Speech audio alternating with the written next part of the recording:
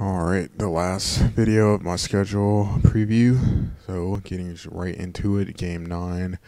Be on the road against the Mississippi Rebels and Coach Feisty, a.k.a.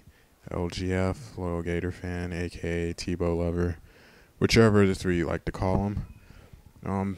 Should be an interesting game. I promise if I can find some way to win this, I have a very special recap in mind.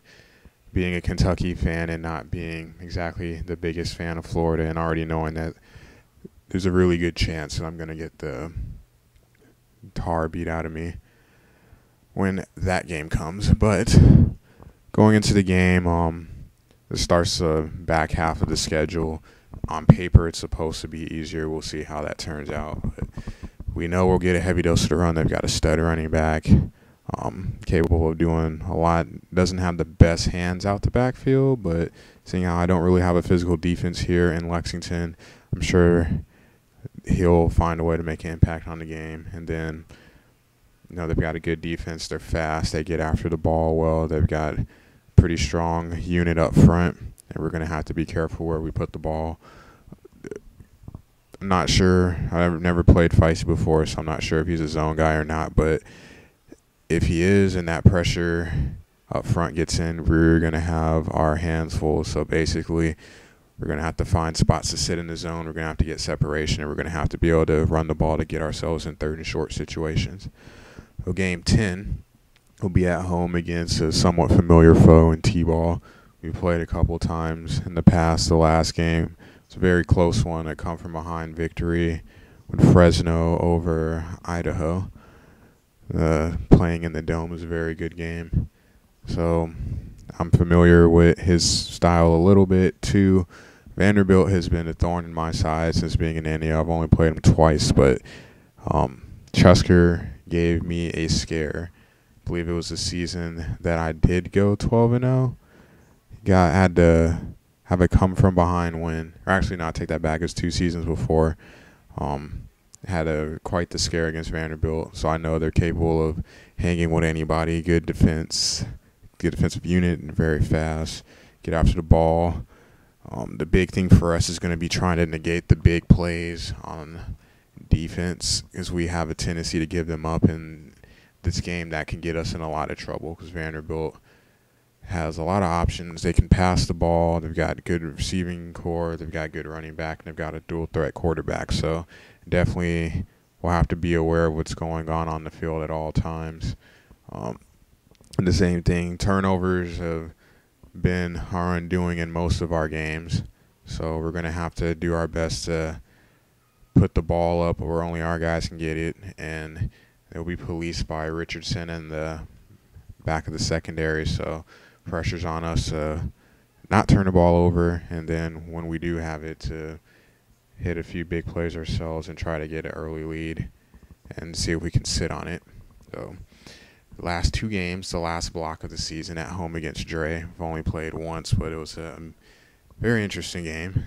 The end of the actual season, and I went 12-0. He had K-State and had a monstrous rally at the end of the game, falls short by a pick 6. And now he's at home in the SEC. I know he must know Kentucky very well, what they don't have. He's played a couple times, as he's definitely been around the block here in Athens. And these are his guys, so he'll be ready to play. And coming down to the end of the season, I don't know what his schedule looks like. I haven't really taken a look at it, but I'm sure that he could probably, as tough as his conference is, he could probably use a win late, so he'll be highly motivated. And it's going to start with their quarterback, Murray. He's a good, accurate passer, a little young, but he can get the job done. And it's going to be up to us to try to help get pressure on him and force him to make some bad throws. We're going to have a hard time. Their secondary is a lot faster than our receivers, our unit in general in offense, but especially our receivers. So we're going to have to find ways to hit some plays there. The big thing for us, we're going to have to get the run game going. At this point in the season, we're probably going to be demoralized, and getting the run game going helps limit us having things spiral out of control and get us in good, comfortable situations to be able to do things with the ball. So last game, a rival game in real life, not in the NDL, which is cool. As I'm pretty sure Tennessee is yet to beat, or Kentucky's yet to beat Tennessee in my lifetime, in my existence on the spinning ball. So it would be nice to at least make it happen on the video game, since the odds are it's not going to happen this season either. I'm already not even going to talk about that, but anyway, it will be a tough game. This team, I don't know what it is about Tennessee, but they match up, at least on paper, the way that I would like to play most of my games. They match up and make it very difficult for me to get things going. So I'm probably going to have to go outside the box. Coach K-Dog's here, returning after last season.